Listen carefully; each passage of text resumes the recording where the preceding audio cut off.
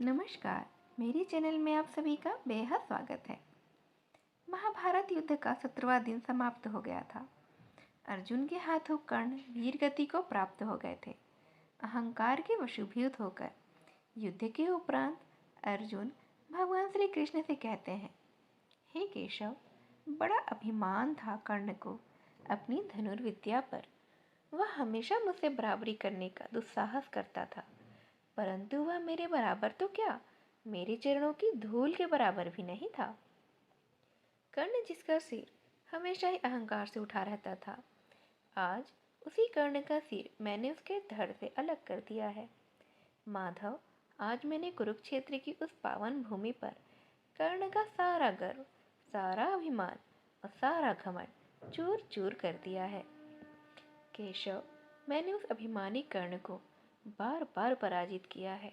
बार बार, हर बार इस कृष्ण ने अर्जुन से तब आगे कहना चाहा था, पर अर्जुन तो अपने ही घमंड में चूर था। तब भगवान श्री कृष्ण ने कहा, बात तो यह सत्य है कि कर्ण को तुमने बार बार पराजित किया है पार्थ, परंतु इसका अर्थ यह कदापि नहीं कि कर्ण एक श्रेष्ठ योद्धा नहीं था। इस पर अर्जुन ने कहा, माधव, क्या तुम ये कहना चाहते हो कि मैं एक श्रेष्ठ योद्धा नहीं हूँ? क्या मैं सर्वश्रेष्ठ धनुर्धर नहीं हूँ? कृष्ण ने कहा, पार्थ, पितामह भीष्म तुम्हारे बाणों के कारण ही तो निष्क्रिय हुए थे ना? तो क्या पितामह भीष्म से तुम श्रेष्ठ धनुर्धर हो गए? अर्जुन ने कहा, नहीं माधव, पितामह भीष्म से मैं श्रेष्ठ कभी नहीं हो सकता, परंतु कर्ण से मैं अवश्य ही श्रेष्ठ हूँ। युद्ध भूमि में तुम भी थे ना माधव? क्या तुमने नहीं देखा कि मैं जब भी कर्ण के रथ पर बाण चलाता था तो मेरे बाणों के प्रहार से कर्ण का रथ 10 कदम पीछे हट जाता था। वहीं पर जब कर्ण मेरे रथ पर बाण चलाता था तो उसके बाणों के प्रहार से मेरा रथ केवल 2 कदम पीछे हटता था। हे माधव, बाणों के प्रहार की शक्ति में इतना अंतर क्या यह सिद्ध नहीं करता कि मैं ही सर्वश्रेष्ठ धनुर्धर हूँ? इस पर कृष्ण ने कहा, पार्थ, तुम मेरे सखा हो, मेरे मित्र हो। तुम्हें तो यह याद होगा ही कि मेरे कहने पर तुमने हनुमान जी का आह्वान किया था और उनको रथ के ऊपर पताका के साथ विराजित किया, और तुम्हारे रथ में त्रिलोक के स्वामी चला रहे थे, यानी मैं स्वयं चला रहा था तुम्हारे रथ को, और शेषनाग ने पृथ्वी के नीचे से तुम्हारे रथ के पहियों को पकड़ कर रखा हुआ था, जिससे कि रथ पीछे ना जाए। इतना सब कुछ अर्जुन केवल तुम्हारे रथ की रक्षा के लिए ही किया गया था, और यह व्यवस्था मैंने की थी। तुम तो मुझे पहचानते हो, जानते हो कि मैं त्रिलोकी नाथ हूँ, तो फिर तुम्हारे जिस रथ पर मैं तीनों लोगों का भार लेकर स्वयं बैठा हुआ था, क्या उस रथ को कोई थोड़ा सा भी पीछे हटा सकता था? कर्ण जब अपने हर प्रहार पर तुम्हारे रथ को केवल 2 कदम और तुम कर्ण के रथ को 10 कदम पीछे हटा देते थे। भगवान कृष्ण मुस्कुराकर बोले थे, अर्जुन, तुम्हारे रथ की रक्षा के लिए ध्वज पर स्वयं हनुमान जी, पहियों पर शेषनाग और सारथी के रूप में मैं स्वयं नारायण विराजमान थे। इसके बावजूद भी कर्ण के प्रहार से अगर यह रथ एक हाथ भी पीछे खिसक सकता था, तो तुम्हें यह मानना ही पड़ेगा कि कर्ण में अद्भुत पराक्रम था। ऐसे में उसकी प्रशंसा तो बनती ही है। और तुम्हें तो याद ही होगा कि पार्थ, युद्ध समाप्त होने के बाद जैसे ही मैं यानी भगवान कृष्ण रथ से उतरे थे, रथ स्वतः ही भस्म हो गया था। तुम्हें याद है ना? महाभारत युद्ध समाप्ति के बाद तुमने मुझसे कहा कि पहले आप उतर जाएं, मैं बाद में उतरता हूँ। इस पर मैंने कहा था, नहीं अर्जुन, पहले तुम उतरो। और मेरे आदेश के अनुसार अर्जुन, तुम रथ से उतर गए थे, और थोड़ी देर बाद जब शेषनाग पाताल लोक चले गए, हनुमान जी भी उतरकर तुरंत ही अंतर ध्यान हो गए। तब मैं रथ से उतर गया था, और जैसे ही मैं रथ से उतरा, मेरे उतरते ही जब तुम कुछ दूर चले गए थे तो तुमने ध्यान दिया था कि रथ पर तेज अग्नि की लपटों के साथ आग लग गई थी और वह धू धू करके जल उठा था। तुम अर्जुन बड़े ही धनुर्धारी हो गए। मुझसे पूछो तो कि भगवान यह क्या हुआ था, तो उसका जवाब मैं अभी बता रहा हूँ कि अर्जुन यह रथ तो भीष्म पितामह, द्रोणाचार्य और कर्ण के दिव्यास्त्र के वार से बहुत पहले ही जल चुका था, क्योंकि यहाँ पर हनुमान जी और मैं स्वयं रथ पर बैठे हुए थे। इसीलिए यह रथ मेरे संकल्प से चल रहा था। अब जब तक तुम्हारा काम पूरा हो चुका था तब मैंने उसे छोड़ दिया और इसीलिए वह तुरंत ही भस्म हो गया था। तब अर्जुन को बहुत ही रोना आया था। वह बोला, इसका मतलब वह कर्ण के प्रहार से कब का भस्म हो चुका था। नारायण, आप विराजे थे इसीलिए वह चलता रहा था। कृष्ण बोले, हाँ पार्थ, तुम ही निर्णय लो कि किसके बाणों में अधिक शक्ति थी। भगवान कृष्ण की यह बातें सुनकर अर्जुन को बेहद ही आश्चर्य हुआ। उसने आगे कहा, भगवान यह सच में हुआ था क्या? तब भगवान ने आगे कहा, हे पार्थ, इतना कि नहीं, कर्ण का वध भी तुमने नहीं किया है, बल्कि भार्गव परशुराम जी के श्राप ने किया है। कर्ण के वध के लिए तो तुम केवल एक माध्यम बन गए थे। अर्जुन ने फिर से आश्चर्य किया और पूछा कि क्या भगवान परशुराम जी ने कर्ण को श्राप दिया था? कृष्ण ने जवाब देते हुए कहा, हे पार्थ, जब द्रोणाचार्य ने कर्ण को अस्त्र विद्या की शिक्षा देने से मना कर दिया था तो कर्ण अस्त्र विद्या प्राप्त करने महेंद्र पर्वत पर भगवान परशुराम जी के पास पहुंचा। परंतु कर्ण के लिए समस्या यह थी कि भगवान परशुराम केवल ब्राह्मण कुमारों को ही शिक्षा देते थे। इसीलिए कर्ण ब्राह्मण कुमार का वेश बनाकर परशुराम जी की सेवा में उपस्थित हुआ। यह सुनकर अर्जुन ने कृष्ण से पूछा, अस्त्र विद्या के प्रलोभन में आकर कर्ण को कितना बड़ा झूठ बोलना पड़ा? उसने ऐसा क्यों किया? माधव, इस पर कृष्ण ने कहा, नहीं पार्थ, अस्त्र विद्या के प्रलोभन में आकर नहीं, बल्कि तुम्हारी दुश्मनी में उसने इस झूठ का सहारा लिया था। वह हमेशा से तुम्हें अपना प्रतिद्वंदी समझता था।